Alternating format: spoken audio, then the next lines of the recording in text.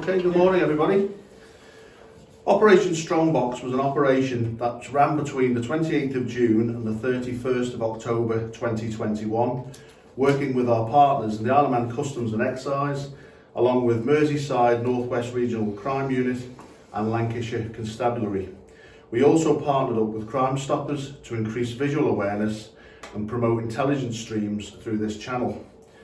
If you remember, the aims were to provide high visibility policing at the ports of entry across the island using a multi-agency approach, deter criminals and organised crime groups from coming to the island, identify and protect the vulnerable, increase intelligence gathering at the ports, make the Isle of Man harder to target for criminals to operate within, and identify and deal with offences effectively using the neighbourhood policing principles and tasking process. Operation Strongbox has been a success. It has met the aims and achieved all the initial objectives we set out to achieve. This operation generated 23 arrests from 16 investigations at the sea terminal alone.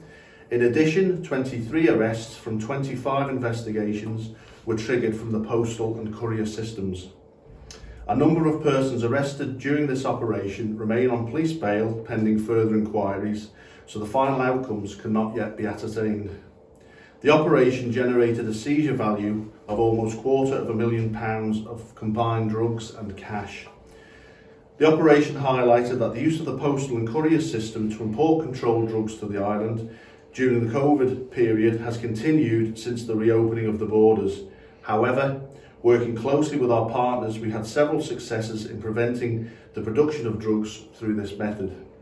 Whilst the operation was successful in meeting the objectives set, the challenge now comes in embedding the lessons learned into routine policing and continuing multi-agency collaborative work on a permanent scale to prevent the importation of drugs to the island and the vulnerable persons in our society being coerced into a life of criminality.